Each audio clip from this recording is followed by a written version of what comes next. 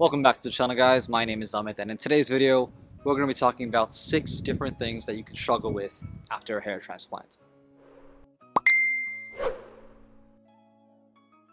Now before we jump into that list, if you don't already know, I got 2 hair transplants from Istanbul, Turkey, so I know what to expect after a hair transplant and exactly what type of struggles one can get once you get it. For those who are interested, I got 6,100 grafts extracted from my donor area and placed onto my mid-scalp when I went to Istanbul, Turkey to Vera Clinic. And the second time I went back, I went to the same place and I got 4,000 grafts extracted and placed onto my crown. 2 different times I've went and 2 different types of struggles that I can tell you about.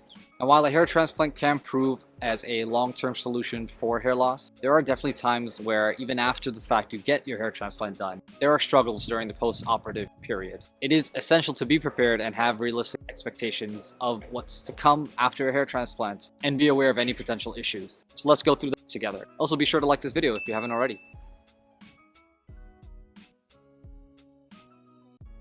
So the first thing that is very common to experience after a hair transplant is swelling. Swelling usually occurs around the forehead and around the eyes right after your hair transplant. This is mainly due to the anesthesia that's been pumped into your scalp during the procedure. Once the procedure is done, the clinic usually provides you with a headband to wear around your head, so it pertains the swelling up onto the top of your head rather than let it trickle down to your face. Sometimes during the recovery period, the swelling does seed down to your face and you end up having a very bloated face, which can provide a lot of discomfort. But fear not, that usually takes a couple of days to wear down and then you're completely back to normal. But there is a little discomfort up until that period. The clinics usually prescribe some medication to lessen that swelling, so be sure to take what they prescribe you to help reduce the swelling.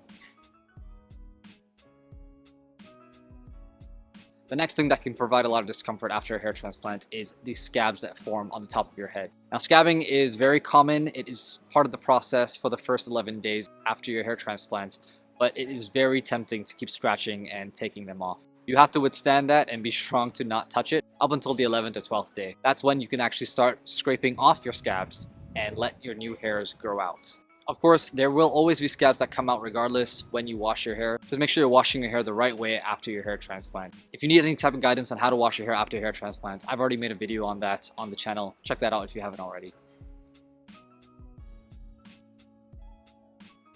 One of the most common things that people are always afraid of after a hair transplant is their shock loss phase. Now, shock loss occurs when your hairs basically fall off and they allow more hair to be grown out after that.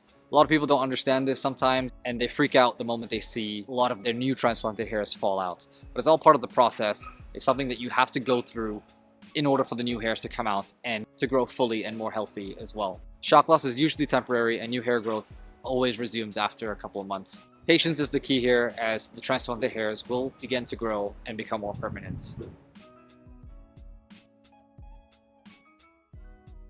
Another thing that worries people after a hair transplant is usually the initial redness that occurs on the donor area and the scalp. The scalp may appear a little bit red or pink after the procedure, and that causes a lot of concern for some people, especially when sometimes the clinics don't explain why you're getting this redness or coloring on your scalp. However, over time it does also reduce. I remember when I had my transplanted surgery done, I waited about at least 3 to 4 weeks, then I finally saw some redness reduce, but it is very common. Nothing to worry about, and it also doesn't affect your transplanted hairs in any way. It is also important to stay out of the sun during this time so that you're not enhancing that redness on your scalp. Now, the next thing that people are worried about after hair transplants is the temporary shedding.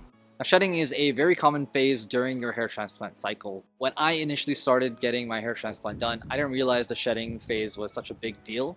I thought it was just going to be a little bit hairs falling out here and there, but truthfully told, it was a lot. Especially during my first transplant, the shedding was quite significant. I thought I was losing all my newly transplanted hairs. But again, it's all part of the process. It takes some time to get to that point where you can let newly transplanted hairs grow out and flourish. Once those hairs start growing out, you'll start seeing density increase like crazy by the 5th or 6th month. So you just have to give it some time and it'll get there eventually.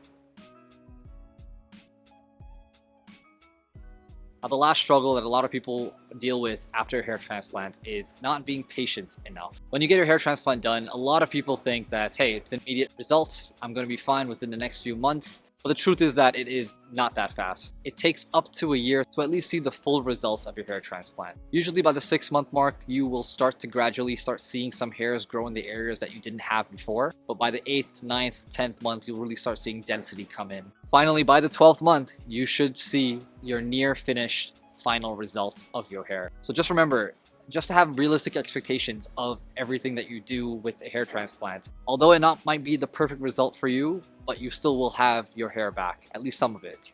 So do not fear, just patience is the key, and you'll be fine over time. There's so many types of struggles that one can go through after hair transplants. Even myself, all of those that I mentioned, I've gone through twice now. It's not uncommon to feel that way. It's not even just the physical aspect of it, but the mental aspect as well. We go through so many things as an individual, as a man who loses their hair. It takes a toll on someone. So I would highly suggest to just hang in there. Hopefully these videos help you guys in any way to give you some reassurance that it's all going to be okay. For those who need someone to talk to as well, I have a one-on-one hair transplantation service to be able to have a conversation with you guys about your hair transplant, or if you haven't gotten one yet and you just want to talk about it. So definitely hit me up if you'd like to. Book some time. I'm always available, so let me know. Alright, I think that wraps up today's video. I hope this was very useful and knowledgeable for you guys. Don't forget to like and subscribe to the channel if you haven't already, and I'll see you guys in the next one. Peace.